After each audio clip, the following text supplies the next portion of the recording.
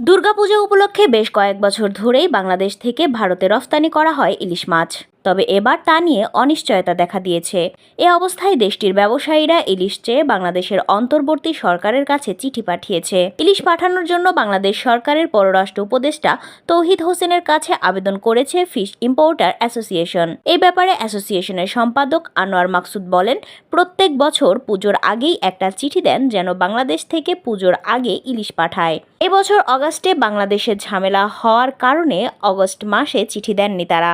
এখন অন্তর্বর্তী সরকার দায়িত্ব নিয়েছে, সবকিছু স্বাভাবিকের দিকে এগোচ্ছে বলে তারা একটা আবেদন করেছে। তিনি বলেন, বিভিন্ন দফতরে ইমেল পাঠিয়েছেন।